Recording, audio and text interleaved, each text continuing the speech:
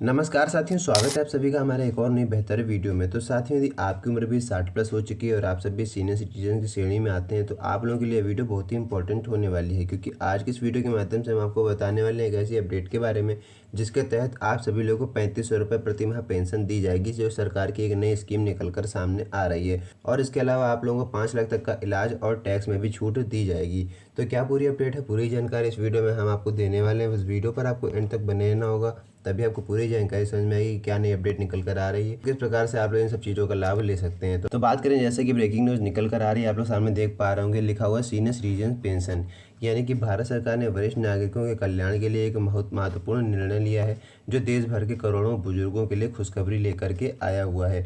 अब 60 वर्ष से अधिक उम्र के वरिष्ठ नागरिकों को मासिक पेंशन की राशि बढ़ा करके 3500 रुपये कर दी गई है। पहले जो पेंशन 1000 रुपये से 2000 रुपये तक की सीमित थी, उसमें यह उल्लेखनीय वृद्धि बुजुर्गों की आर्थिक स्थिति को सुधारने की दिशा में एक सकारात्मक कदम है। यानी कि आप लोगों की आर्थिक स्थिति को सुधारने के लिए जो आपकी पेंशन 1000 रुपये थी, उसको अब 3000 रुपये, 3500 रुपये कर दिया गया है। सरकार का उद्देश्य वृद्धजनों को आत्मनिर्भर बनाना और उन्हें बुनियादी जरूरतों को दूसरों पर निर्भर ना रहना पड़े, यानी अपनी बुनियादी जरूरतों को पूरा करने के लिए दूसरों पर निर्भर ना रहना पड़े, इसलिए आपकी पेंशन में बढ़ोतरी हुई है। इसके अलावा बात करें, स्वास्थ्य सेवा में विशेष सुविधा भी आप लोगों को दी जाएगी, यानी कि वरिष्ठ नागरिकों के लिए स्वास्थ्य सेवाओं में भी महत्वपूर्ण सुधार किया गया है। आयुष्मान भारत योजना के तहत अब सभी पात्र बुजुर्गों को 5 लाख रुपए तक का निःशुल्क इलाज मिलेगा। इस योजना में सरकारी और निजी दोनों अस्पताल में भर्ती होने, महंगी सर्जरी कराने और विभिन्न प्रकार के चिकित्सा परीक्षणों की सुविधा पूरी तरीके से शामिल है। इसमें पहले यह योजना केवल आर्थिक रूप से कमजोर परिवारों के लिए रखी गई थी, लेकिन अब इसका दायरा बढ़ा करके वरिष्ठ नागरिकों को भी इसमें शामिल किया गया है। अस्पतालों में भर्ती होने के लिए केवल आयुष्मान कार्ड या आधार कार्ड आपको दिखाना पड़ेगा। इसके अलावा आयकर में मिलने वाली छूट की बात करें तो सरकार ने वरिष्ठ नागरिकों को आयकर में भी बड़ी राहत देने की घोषणा कर दी है, क्योंकि 60 से 80 उम्र के आयु के नागरिकों को 3 लाख रुपए तक की आय पर कोई भी कर नहीं देना पड़ेगा, यानी कोई भी टैक्स आपको नहीं देना है अगर आपकी उम्र 60 से 80 वर्ष के बीच में है। वहीं 80 वर्ष से अधिक आयु के वरिष्ठ नागरिकों के लिए यह सीमा 5 लाख रुपए निर्धारित कर दी गई है। इसके अतिरिक्त बैंक में जमा राशि से मिलने वाले ब्याज पर भी कर छूट का प्रावधान है। यह व्यवस्था उन बुजुर्गों के लिए विशेष रूप से फायदेमंद है जो फिक्स डिपॉजिट या फिर बचत खाते से ब्याज आय अपनी प्राप्त करते हैं। अब बात करेंगे कि पात्रता मानदंड और आवश्यक दस्तावेज क्या क्या रखे गए हैं। तो इस योजना का लाभ उठाने के लिए व्यक्ति की न्यूनतम आयु 60 वर्ष होनी चाहिए। आवेदकों के पास वैध आधार कार्ड, आयु प्रमाण पत्र, बैंक खाता विवरण और पासपोर्ट साइज की फ़ोटो होना बहुत ही जरूरी है।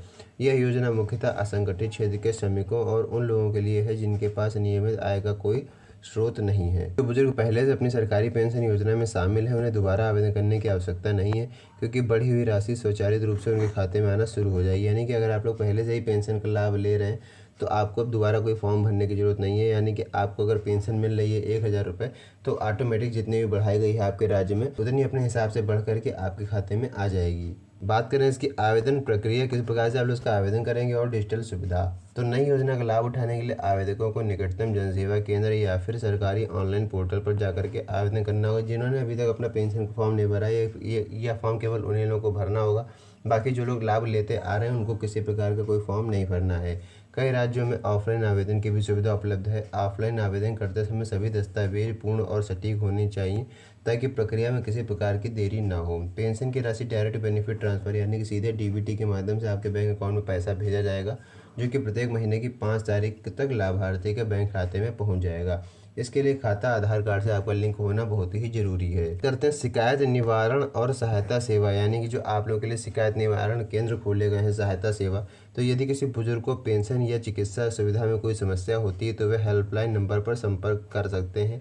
राज्य की वेबसाइट या जन सेवा केंद्र के माध्यम से भी आप लोग अपनी शिकायत दर्ज कर सकते हैं। हमने साफ साफ निर्देश दिए हैं कि वरिष्ठ नागरिकों की सभी शिकायतों को 7 दिन के भीतर हल किया जाए।